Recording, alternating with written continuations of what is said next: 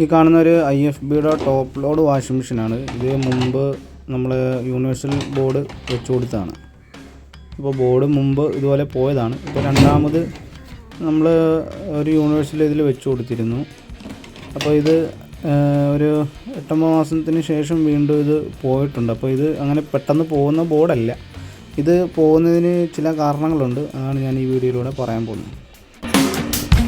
അപ്പോൾ ഈ കാണുന്ന നമ്മുടെ ഒരു യൂണിവേഴ്സൽ ബോർഡാണ് വാഷിംഗ് മെഷീൻ്റെ.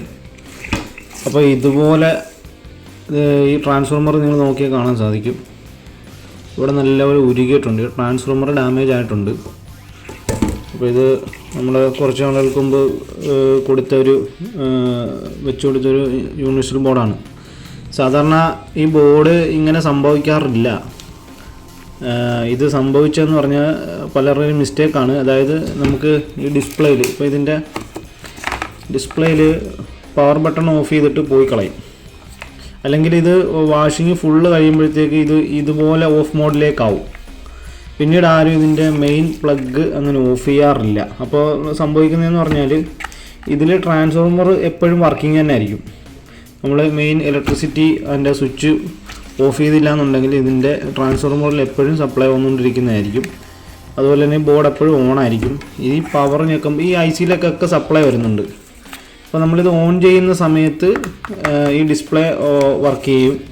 പിന്നെ നമ്മൾ അതുപോലെ തന്നെ സ്റ്റാർട്ട് കൊടുക്കുമ്പോഴാണ് മറ്റു സ്ഥലങ്ങളിലേക്ക് ഇവിടുന്ന് സ്വിച്ചിങ് നടക്കുന്നത്. റിലേ സ്വിച്ച് ചെയ്ത് മറ്റ് ഇതിൻ്റെ ഉപകരണങ്ങളിലേക്കൊക്കെ സപ്ലൈ പോകുന്നത്. പക്ഷെ നമ്മൾ പവർ സ്വിച്ച് ഓഫ് ചെയ്ത് നമ്മുടെ മെയിൻ ഇലക്ട്രിസിറ്റി അത് ഓഫ് ചെയ്യാതെ ഉപയോഗിച്ച് കഴിഞ്ഞാൽ ഇതുപോലെ ട്രാൻസ്ഫോർമർ ഓവർ ടൈം കിടന്ന് വർക്ക് ചെയ്ത് കത്തും. പിന്നെ മറ്റൊരു കാര്യം എന്ന് പറയുന്നത് ഇതിൻ്റെ പുറകിലൊരു ഫിൽട്ടർ നമുക്ക് കാണാൻ സാധിക്കും. ഇതിൻ്റെ ഇൻലെറ്റ് പമ്പിൻ്റെ ബാക്കിലായിട്ട് ഇതുപോലെ ഒരു ഫിൽട്ടർ, ഇത് നല്ല അഴുക്കുണ്ടായിരുന്നു.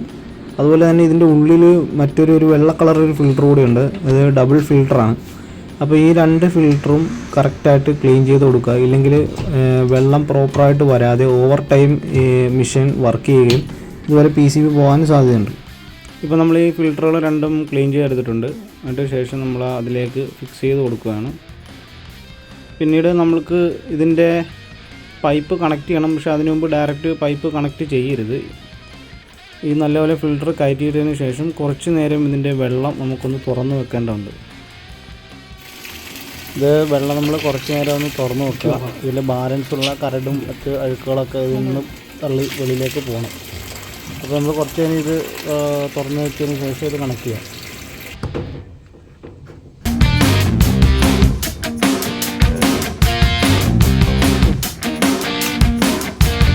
അപ്പോൾ നമുക്കിത് ഇപ്പോൾ ട്രാൻസ്ഫോർമർ മാറിയിട്ട് നമുക്കൊന്ന് നോക്കാം. ഇതൊന്ന് മാറ്റി വെച്ചിട്ട് നമുക്കൊന്ന് ഉപയോഗിച്ച് നോക്കാം. മറ്റു വല്ലതുമൊക്കെ പോയിട്ടുണ്ടോയെന്ന് അറിയില്ല. അപ്പോൾ ഒന്ന് റെഡിയാക്കി നോക്കാം. ഇതിനകത്തുനിന്ന് ഇങ്ങനെ പൊക്കി എടുക്കാം. ഈ സാധനം റെഡിയാക്കി എടുക്കാൻ വേണ്ടിയിട്ടാണ്.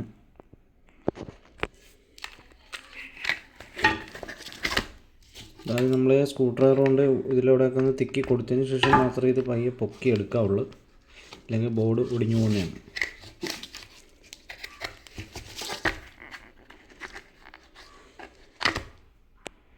അങ്ങനെ നമ്മൾ ബോർഡ് ഈ കവറിൽ നിന്ന് റിമൂവ് ചെയ്ത് എടുത്തിട്ടുണ്ട്.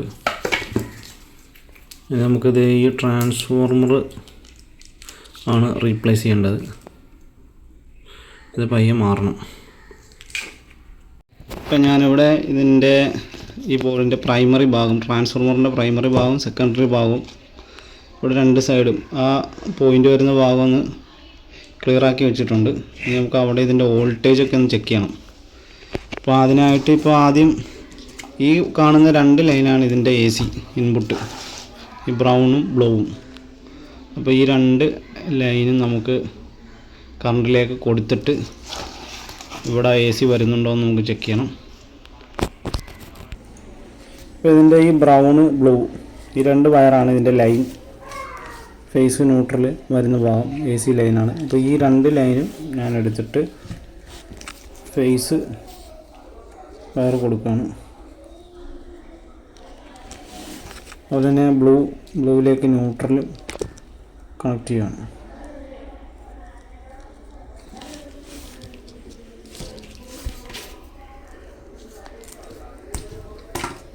ബാക്കിയുള്ള വയറുകളൊക്കെ പയ്യെ മാറ്റി വെക്കുകയാണ്. പിന്നെ അതുപോലെ തന്നെ ഇവിടെ ഡിസ്പ്ലേയുടെ വയർ ഇവിടെ ഓൾറെഡി കൊടുത്തിട്ടുണ്ട് നമുക്ക് ചെക്ക് ചെയ്യാൻ വേണ്ടിയിട്ട്.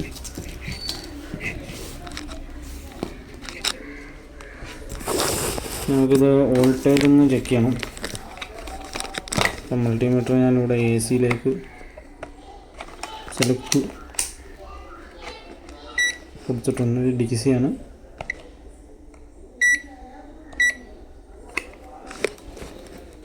നമുക്കിതിൻ്റെ പ്രൈമറിയിൽ വോൾട്ട് എന്താണ് വരുന്നതെന്ന് നോക്കാം. നമുക്ക് പ്രൈമറി ഭാഗത്തേക്ക് വോൾട്ട് നോക്കുകയാണ്. ഇവിടെ 230 വോൾട്ട് ഉണ്ട്. അപ്പോൾ പ്രൈമറി ഓക്കെ ആണ്. ഇനി സെക്കൻഡറി ഭാഗം നമുക്കൊന്ന് ചെക്ക് ചെയ്യാം.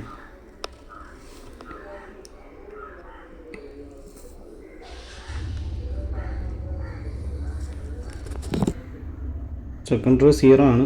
അപ്പോൾ ട്രാൻസ്ഫോർമർ പോയിട്ടുണ്ട്, ഔട്ട്പുട്ട് വരുന്നില്ല. ഫോർമറിൽ നിന്നൊന്നും ഔട്ട്പുട്ട് വരുന്നില്ല. അപ്പോൾ ഈ ഫോർമർ നമുക്ക് മാറാം. ഇപ്പോൾ ലൈൻ ഓഫ് ചെയ്തതിന് ശേഷം നമുക്ക് ഈ ഫോർമർ ഒന്ന് മാറേണ്ടതുണ്ട്. ഇതാണ് മാറേണ്ടത്. നമ്മളിത് ഊരിയെടുത്തിട്ടുണ്ട്. അതുപോലെ തന്നെ മറ്റൊരു ട്രാൻസ്ഫോർമർ നല്ലത് എടുത്തിട്ടുണ്ട്. ഇവിടെ കോറിൽ ചെറിയൊരു തുരുമ്പ് പോലെയൊക്കെ ഉണ്ട്. ഇതിന് നല്ല ട്രാൻസ്ഫോർമറാണിത്. അപ്പോൾ നമുക്കിത് ഈ ബോർഡിലേക്ക് ഫിക്സ് ചെയ്യാം. അതുപോലെ തന്നെ നമ്മളിവിടെ ട്രാൻസ്ഫോർമർ ഫിക്സ് ചെയ്തിട്ടുണ്ട്. ഇനി നമുക്കത് ഓൺ ചെയ്ത് നോക്കണം. അപ്പോൾ ഓക്കെ, നമുക്കൊന്ന് ഓൺ ചെയ്ത് നോക്കാം.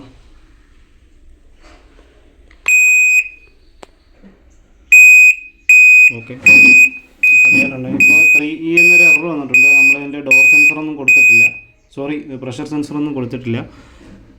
അപ്പോൾ അതുകൊണ്ടാണ് അങ്ങനെ എറർ വരുന്നത്. ഇപ്പോൾ നമുക്കിത് മെഷീനിൽ സെറ്റ് ചെയ്തിട്ട് നല്ലപോലെ നോക്കാം.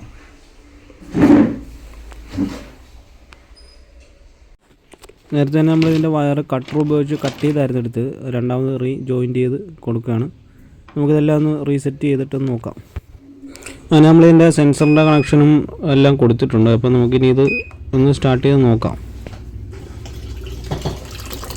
അങ്ങനെ വെള്ളം എടുക്കാൻ തുടങ്ങിയിട്ടുണ്ട്. അപ്പോൾ സെറ്റ് ഓക്കെ ആയിട്ടുണ്ട്, വേറെ കുഴപ്പങ്ങളൊന്നും കാണിക്കുന്നില്ല. വാഷ് വരുന്നുണ്ടെന്ന് കൂടി ഒന്ന് നോക്കണം. സ്പിന്ന് ചെക്ക് ചെയ്യണം.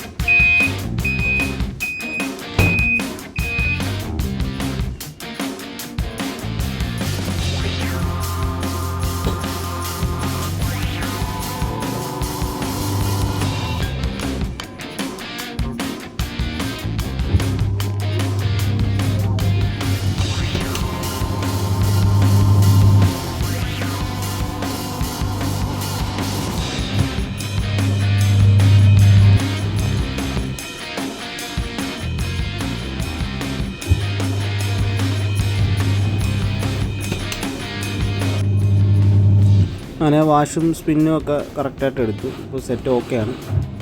അപ്പോൾ ഇതാണ് ഇതിൻ്റെ മെയിൻ കാരണങ്ങൾ.